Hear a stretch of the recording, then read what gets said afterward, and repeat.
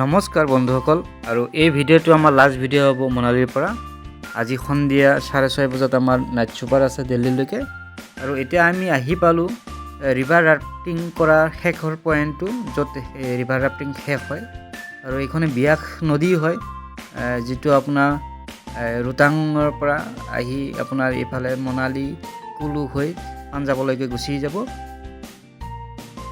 আমাৰ দুদিনীয়া কাৰ্যসূচী আজি অলপ পিছতে শেষ হ'বগৈ আৰু যদি আপোনালোকে মনালীত কেতিয়াবা ফুৰিবলৈ আহে 3 দিন বা 4 দিনৰ কাৰ্যসূচী ল'ব।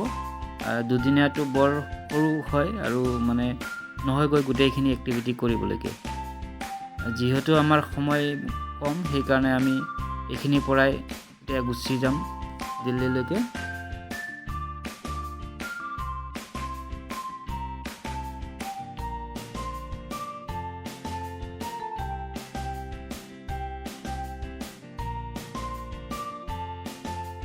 আমি তাৰ পৰা গুচি আহিলোঁ এতিয়া হিমাচল প্ৰদেশৰ ফৰেষ্ট ডিপাৰ্টমেণ্টে চলোৱা এখন পাৰ্কলৈকে আৰু ইয়াতে এণ্ট্ৰি ফিজ লাগে, ফ্ৰী নহয়।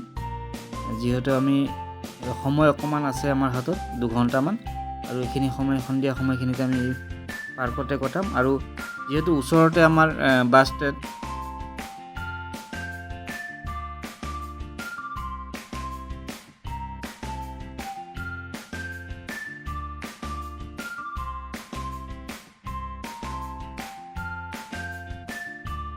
এই পাৰ্কখনৰ ভিতৰতে জিপ লাইন এটা পইণ্ট আছে, আমি তালৈকে আহিলোঁ আৰু জিপ লাইন মই এতিয়া কৰিম। যিহেতু আপোনাৰ তাতে মনালীত সময় নাপালোঁ বা সুবিধাও নাপালোঁ তেনেকৈ জিপ লাইন কৰিবলৈকে আৰু ইয়াতে জিপ লাইনৰ যিটো অভিজ্ঞতা সেইটো ল'ম। এতিয়া মোক হাৰ্নেছ পিন্ধাই দিলে ইয়াতে বেল্টৰ হাৰ্নেছ। ইয়াৰ পৰা মই এতিয়া যাম ওখ পইণ্টলৈকে য'ৰ পৰা মই আকৌ নেক্সট ইয়ালৈকে গুচি আহিম আপোনাৰ জিপ লাইন হৈ।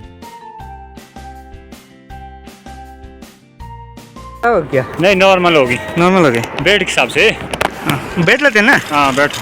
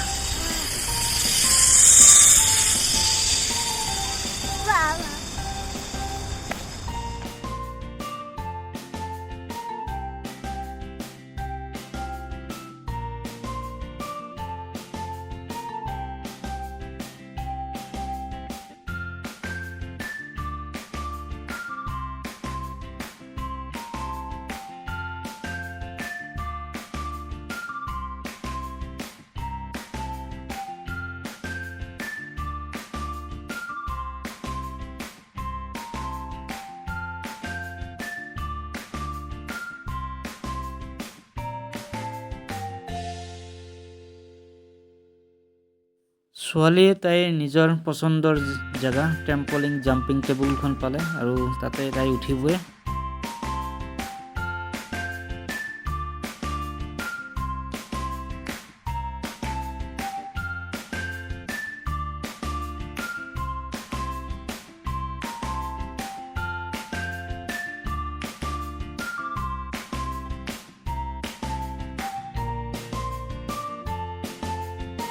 অলপ সময় আমি পাৰ্কখনত কটোৱাৰ পিছত আমি তাৰ পৰা ওলাই আহিলোঁ আৰু আমাৰ সন্ধিয়া 6:50 মান বজাত বাছত উঠিলোঁ আৰু আমাৰ যাত্ৰা দিল্লীলৈকে আমাৰ যাত্ৰা আৰম্ভ হ'ল।